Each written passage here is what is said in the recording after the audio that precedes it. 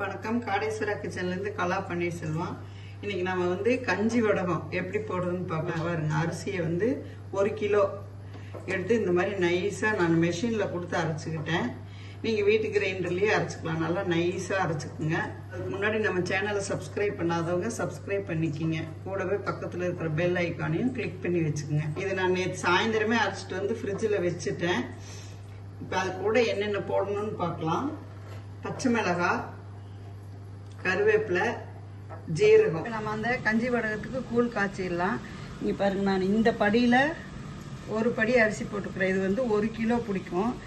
இதில் 8 படி நம்ம தண்ணி ஊற்றிக்கலாம். எதில் அளக்குறீங்களோ அதுலேயே அதே மாதிரி வச்சுக்கோங்க. இப்போ இது தண்ணி நல்லா கொதிக்கணும். பச்சை மிளகாய், ஜீரகம், கருவேப்பிலை இதையெல்லாம் நான் இந்த அளவுக்கு நைஸாக அரைச்சி எடுத்துட்டு வந்துட்டேன். இது பாருங்க, அவ்வளோதான். உலை காயிட்டு பார்ப்போம். ஒரு படி ஏற்கனவே ஊற்றிட்டேன், மீதி அளந்து வச்சுருக்கிறேன். இதில் ஊற்றுவேன்.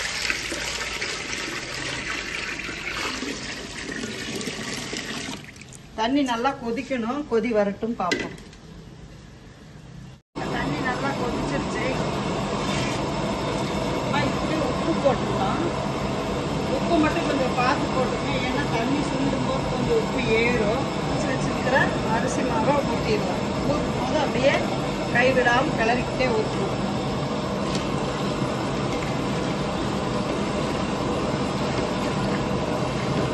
அதையும் நல்லா தண்ணி ஊற்றி கரைச்சி வச்சுக்கலாம் மாவை.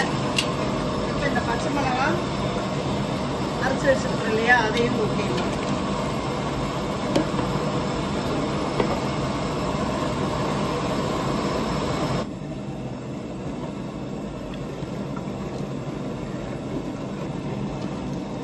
ஒரு படி போட்டிங்கன்னா கரெக்டாக 8 படி கரெக்டாக இருக்கும். 7 படி தண்ணி ஊற்றி கொதிக்க வச்சுருங்க. அரிசியை கரைச்சி ஊற்றுறது அந்த தண்ணியெல்லாம் சேரும்போது 8 படி ஆயிரும். பச்சை மிளகாய் ஏன் போடுறோன்னா, உங்களுக்கு இது வடகம் வெள்ளை வெள்ளையர்னு இருக்கும். அதுக்காக பச்சை மிளகாய் போடுறோம். நல்லா கொதி வந்துருச்சு. இங்கே பாருங்க, ஃபஸ்ட்டு ஊற்றும் போது தான் ரொம்ப நல்லா கிளறணும். அப்புறம் கொதி வந்துருச்சுன்னா கொஞ்சம் அவ்வளோக்கா பிடிக்காது.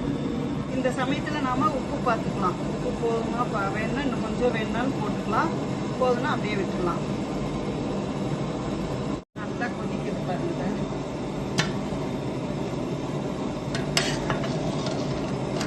கஞ்சி ஆயிடுச்சு. நீ அடுப்பு ஆஃப் பண்ணிடலாம். இந்த மாதிரி உங்களுக்கு அப்படி பதம் தெரியணும்னா இப்படி தொட்டு பார்த்தீங்கன்னா நல்லா கஞ்சி மாதிரி பிசு பிசுன்னு ஒட்டும். நல்லா தண்ணி காஞ்சதுக்கப்புறம் கரெக்டாக 7 to 10 நிமிஷம் கொதிக்க விட்டிங்கன்னா போதும். ரொம்ப கொதிக்க விட வேண்டியதில்லை. இந்த ஸ்பூனில் காஃபி குண்டா பாருங்க, அந்த மாதிரி கைப்பிடி குண்டால் வச்சு இப்படி மொந்து ஊற்றிட வேண்டியது தான். நல்லா வெயிலில் போட்டு ஒரு நாள் காய வச்சு எடுத்துடலாம். ஊற்றிட்டு பார்க்கலாம். ஒரு படி அரிசி நம்ம மிஷினில் கொடுத்து அரைச்சி வச்சுக்கிறோம். இது கஞ்சி வடகத்துக்கு நம்ம கூழ் வடகம். அதுக்கு பாருங்க, வரமிளகாய் ஒரு 50 கிராம், கருவேப்பிலை, ஜீரகம் எல்லாம் மிக்சியில் போட்டு அரைச்சி வச்சுருக்குறோம். இதையே நம்ம கிரைண்டரில் ஆட்டுற மாதிரி இருந்ததுன்னா உள்ளேயே போட்டு அரைச்சிக்கலாம். நான் வெளியில் கொடுத்து அரைச்சதுனால நாம் இந்த மாதிரி மிக்சியில் தனியாக அரைச்சி எடுத்துகிட்டு வந்துருக்குறேன் நைஸாக. தண்ணி கொதிச்சிருச்சு. இப்போ கல் உப்பு போட்டுடலாம். மாவை தண்ணி ஊற்றி கரைச்சி வச்சுருக்கிறேன், அதை ஊற்றுறேன்.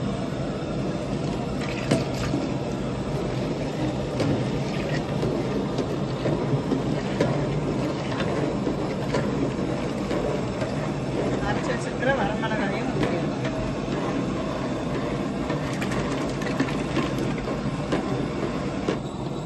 நல்லா கொதி வந்துருச்சு பாருங்க.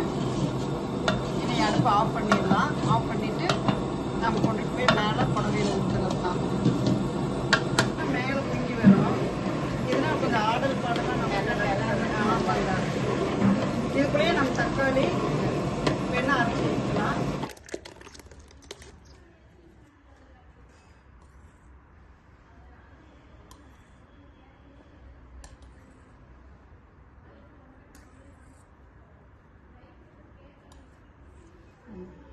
நான் கொட்ட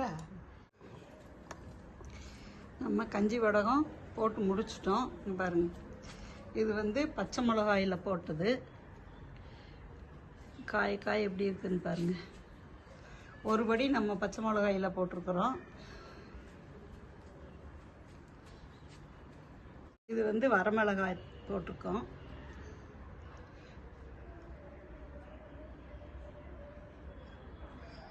அளவு மறுபடியும் நான் சொல்கிறேன்.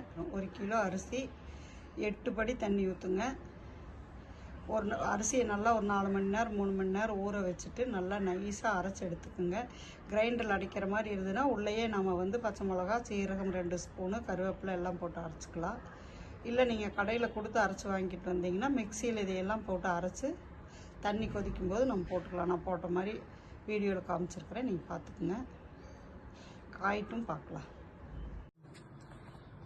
வடகம் காஞ்சிருச்சு, இங்கே பாருங்கள், நல்லா காஞ்சிருச்சு. இப்போ இதை எப்படி எடுக்கிறதுன்னு பார்க்கலாம். இதோ இப்படி திருப்பி போட்டுட்டு தண்ணி தெளிக்கணும் மேலே.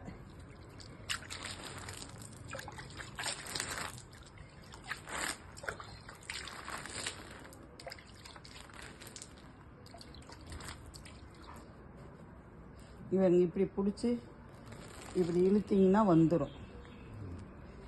இந்த மாதிரி கிராஸாக பிடிச்சி பாருங்க, இப்படி இழுத்தீங்கன்னா எல்லா வடகும் கொஞ்சம் நனைஞ்சோடனே இப்படி உதறினீங்கன்னா உளுந்துடும்.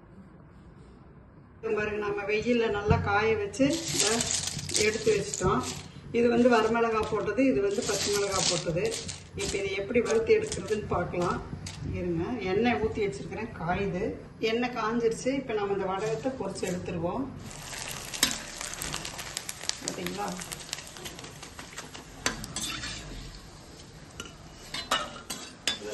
வரமிளகாய் இதில் போட்டதில் போடலாம்.